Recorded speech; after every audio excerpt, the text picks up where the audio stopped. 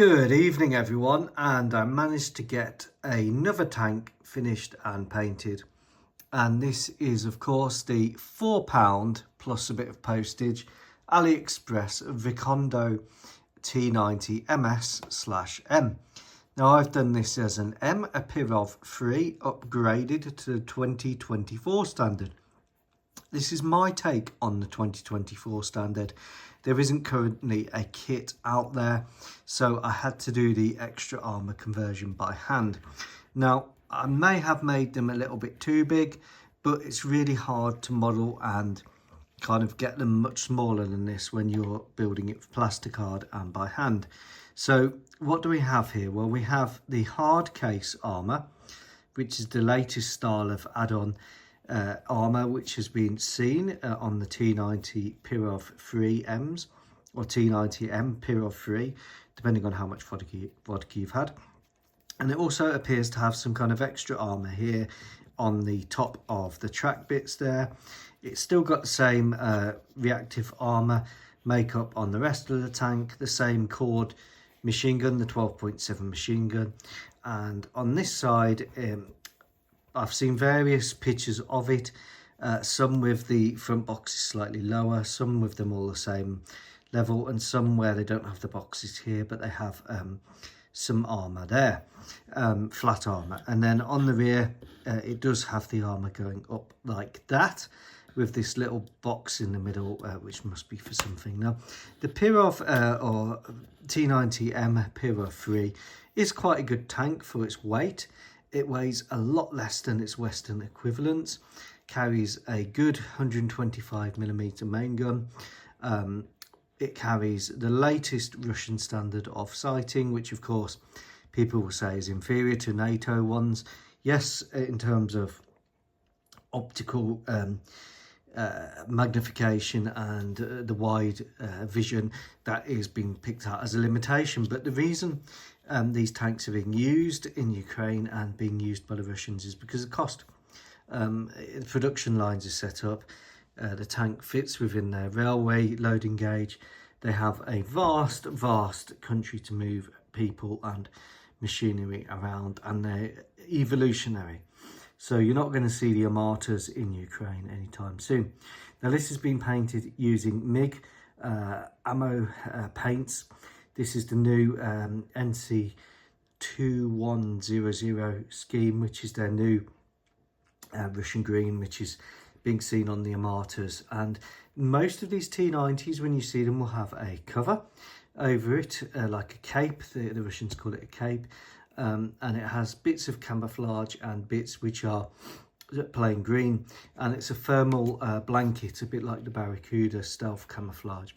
The tank is meant to be able to withstand ATGM hits, and what the hard boxes are doing is they're picking up on a big weakness of the T90 series, which is its side armour, a side exposure to anti-tank guided missiles. Now, the Viikondo kit is very simple. It does have all the parts you need to make this a T90 M or MS, which is great. And for £4, do you know, I'm happy with it for £4. Is it the best kit in the world? Well, possibly not. Could it be better? Yes, it could. Am I bothered for £4? Not really. It's made a nice conversion for this. And I've already done the Malagasy MMM, which is an upgraded one for the Great Tank Off. And I've got a couple of Zvezda ones as well. The Zvezda ones are nice kits. This I've added that netting to, which is like statistical armour. But yes, it does look like a T90, and the boxes may be a bit big, but that is, like I said, the best that I can do. Now, let's have a quick look at how these boxes have evolved and what they've evolved from. So the T90 has various types of turrets. The earlier ones were cast. They were effectively T72-ish type turrets. Then they moved to the welded one, which was an advancement. Then they ran out of money. And then they finally moved to the MS model, or the M model, which was welded with a bustle and has this extra armour on the front of the turret. So frontally it's very well protected. Top attack armour, yes, it does have some era blocks on there. Are they gaps? Yes. Have those gaps been exploited in Ukraine? Yes. Bradley shot the sights of this one of these to pieces and immobilised the vehicle. Didn't kill it, immobilised it.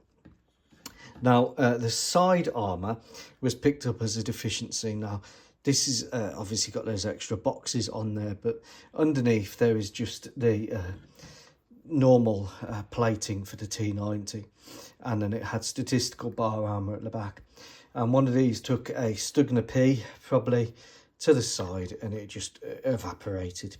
So the Russians did what they have been doing with the T-72B3Ms, and that is this kind of weird soft armour case. Now this caused some laughs and giggles when empty ones of these were found that had been issued in Ukraine, and they kind of had this weird box structure. The people call it the egg box, with these shapes on. And from the digging that I have found, it appears that the shapes are designed to hold explosive reactive armour in place, and the soft case is designed to be that if you hit something or it comes off, you can just put another soft case back on and strap it on. Bit of a strange sort of idea, having these backpack ones on there. And of course, when the armour plates aren't fitted, didn't everyone laugh? Poor tank crew, because they didn't have the extra armour plates in there. Now, the Russians have gone to these hard cases, wise in my opinion, and I think that this will contain era blocks along the side, although I'm not quite sure whether they are era blocks going that angle or era blocks going that angle. Now, the Russians do know that era blocks, when they are angled side on, they don't have the effect against heat or anti-tank guided missiles. And the reason for that is your heat round will have this liner, and it will have a shaped charge, and it relies on the blast effect, and effectively a blast of energy, the liner being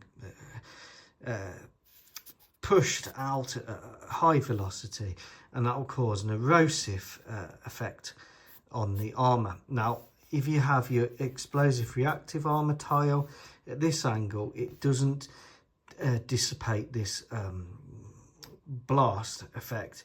So you want your explosive reactive armour to be at that angle, and then that will have the effect of dissipating the blast, and then you still may have some penetration, but that's why you've still got the screen behind it. So the whole idea of this is to try and give extra anti-tank protection against preliminary heat warheads, although you will have some effect against kinetic energy ones. And the main things that Russians are facing are the anti-tank guided missiles. The Stugner Ps are proving particularly effective, and FPV drones. So I think that's why they've finally gone to this hard case armour. Again, I could be wrong. It's getting difficult now to know what the Russians are up to for obvious reasons. And this is my tribute to the T-90M Proryv-3 of 2024. Now, I'm not going to start sticking Zs on it. To me, that would be the same as sort of sticking naughty symbols on it. So this is done very much in the style of the Russian tank show at Moscow. You can see on Dasha Models channel, Dasha Technic, more of these vehicles and better displayed. But I hope this helps, and that is my tribute to this tank, not necessarily to how it's used. Take care, goodbye.